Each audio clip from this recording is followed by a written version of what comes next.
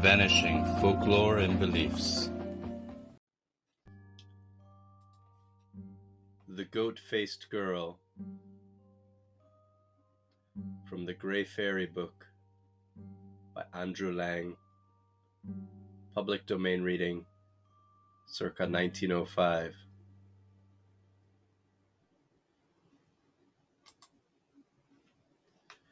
There was once a time when there was a peasant called Masaniello, who had 12 daughters.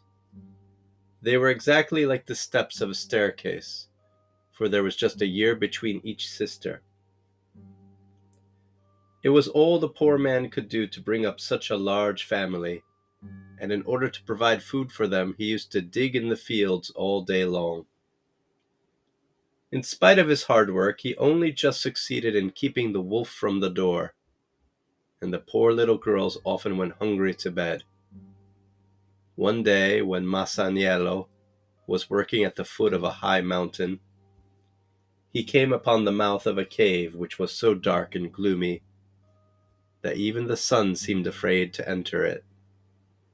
Suddenly a huge green lizard appeared from the inside and stood before Masaniello, who nearly went out of his mind with terror, for the lizard was as big as a crocodile and quite as fierce-looking. But the lizard sat down beside him in the most friendly manner and said, "Don't be afraid, my good man. I am not going to hurt you. On the contrary, I am most anxious to help you." When the peasant heard these words, he knelt before the lizard and said, "Dear lady, for I know not what to call you, I am in your power, but I beg of you to be merciful, for I have 12 wretched little daughters at home who are dependent on me." "That's the very reason why I have come to you," replied the lizard. "Bring me your youngest daughter tomorrow morning. I promise to bring her up as if she were my own child, and to look upon her as the apple of my eye."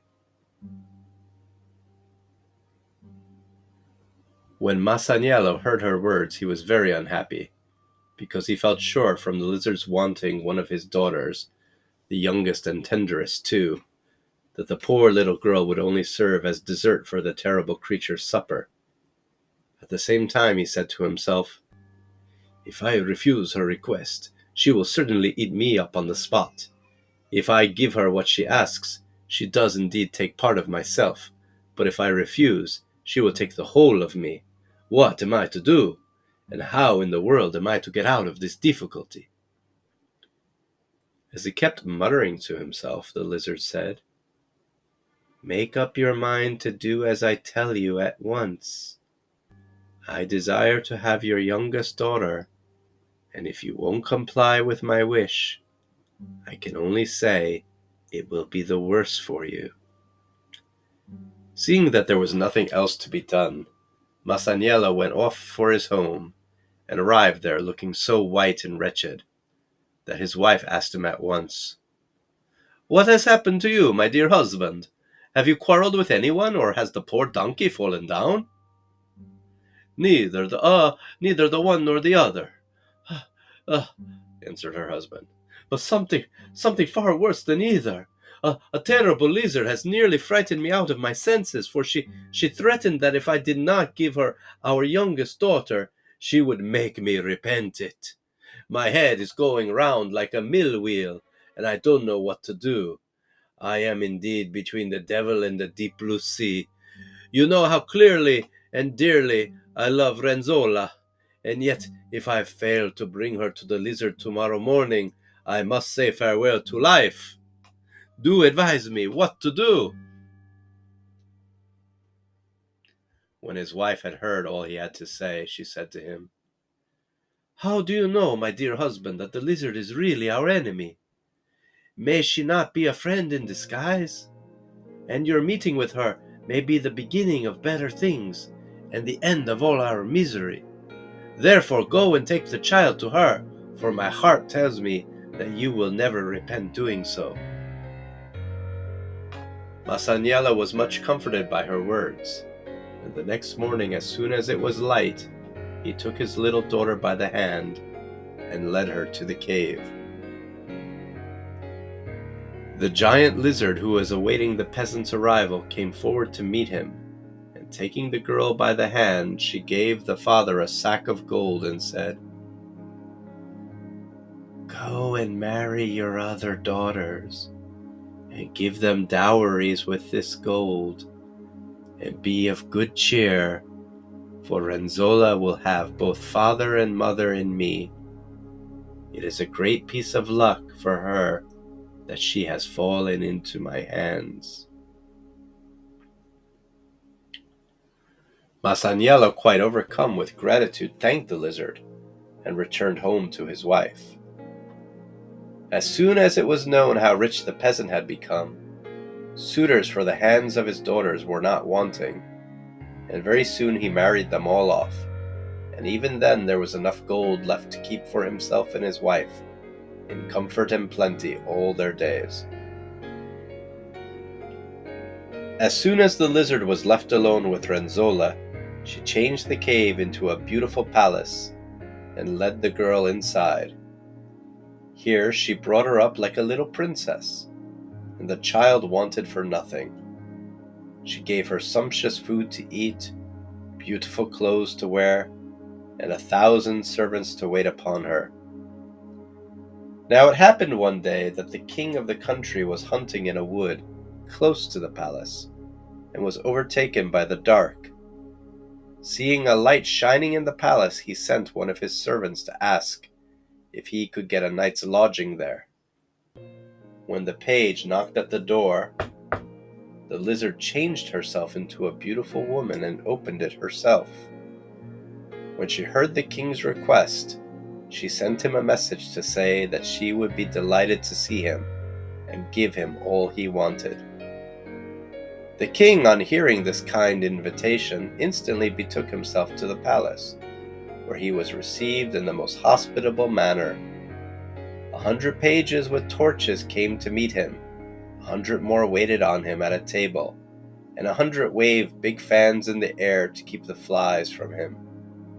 Renzolla herself poured out the wine for him, and so gracefully did she do it that his majesty could not take his eyes off of her.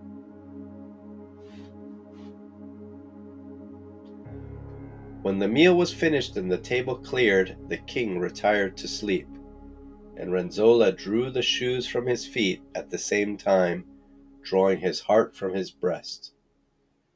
So desperately had he fallen in love with her that he called the fairy to him and asked her for Renzolla's hand in marriage. As the kind fairy had only the girl's welfare at heart, she willingly gave her consent, and not her consent only, but a wedding portion of 7,000 golden guineas. The king, full of delight over his good fortune, prepared to take his departure, accompanied by Renzolla, who never so much as thanked the fairy for all she had done for her. When the fairy saw such a base want of gratitude, she determined to punish the girl, and cursing her, she turned her face into a goat's head. In a moment, Renzolla's pretty mouth stretched out and turned into a goat's snout, with a beard a yard long. At the end of it, her cheeks sank in, and her shining plaits of hair changed into 2 sharp horns. When the king turned round and saw her, he thought he must have taken leave of his senses. He burst into tears and cried out, "Where is the hair that bound me so tightly? Where are the eyes that pierced through my heart? And where are the lips I kissed? Am I to be tied to a goat for all of my life? No, no, nothing will induce me to become the laughing stock of my subjects for the sake of a goat-faced girl." When they reached his own country, he shut Renzolla into a little turreted chamber on top of his palace, with a waiting maid and gave each of them 10 bundles of flax to spin, telling them that their task must be finished by the end of the week. The maid, obedient to the king's commands, set at once to work, and she combed out the flax.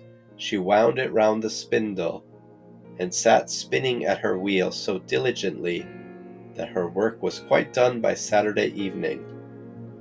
But Renzolla, who had been spoilt and petted in the fairy's house, and was quite unaware of the change that had taken place in her appearance, threw the flax out of the window and said, "What is the king thinking of that he should give me this work to do? If he wants shirts, he can buy them himself. It isn't even as if he had picked me out of the gutter, for he ought to remember that I brought him 7,000 guilder guineas as my wedding portion, and that I am his wife and not his slave. He must be mad to treat me like this." All the same, when Saturday evening came, and she saw that the waiting maid had finished her task, she took fright lest she should be punished for her idleness.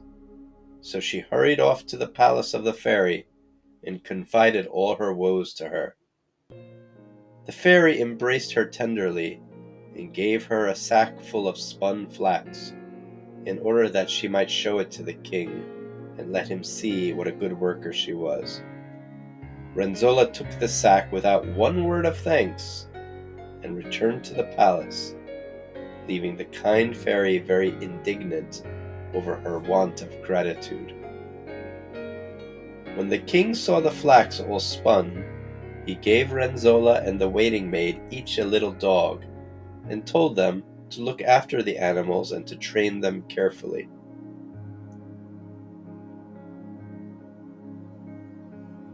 The waiting maid brought hers up with the greatest possible care, and treated it almost as if it were her son. But Renzolla said, "I don't know what to think. Have I come among a lot of lunatics? Does the king imagine that I'm going to comb and feed a dog with my own hands?" With these words she opened the window and threw the poor little dog out the window, and he fell on the ground as dead as a stone. When a few months had passed, the king sent a message to say he would like to see how the dogs were getting on. Renzolla, who felt very uncomfortable in her mind at this request, hurried off at once to the fairy. This time she found an old man at the door of the fairy's palace, who said to her, "Who are you, and what do you want?" When Renzolla heard this question, she answered angrily, "Don't you know me, old goatbeard? And how dare you address me in such a way?" "The pot can't call the kettle black," answered the old man, "for it is not I, but you who have a goat's head. Just wait a moment, you ungrateful wretch, and I shall show you what a pass your want of gratitude has brought you." With these words he hurried away and returned with a mirror, which he held up before Renzolla. At the sight of her ugly, hairy face, the girl nearly fainted with horror, and she broke into loud sobs at seeing her countenance so changed. Then the old man said, "You must remember, Renzolla, that you are a peasant's daughter, and that the fairy turned you into a queen, but you were ungrateful, and never as much as thanked her for all she had done for you. Therefore she has determined to punish you. But if you wish to lose your long white beard, throw yourself at the fairy's feet and implore her to forgive you. She has a tender heart, and will perhaps take pity on you."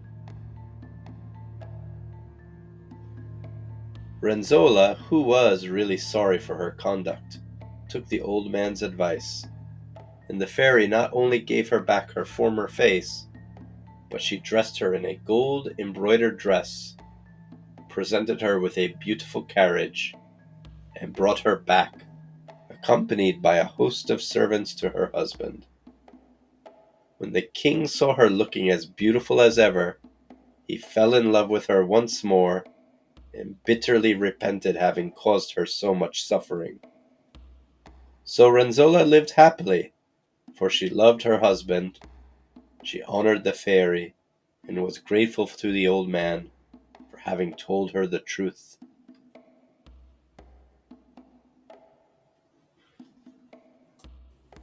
Vanishing folklore and beliefs.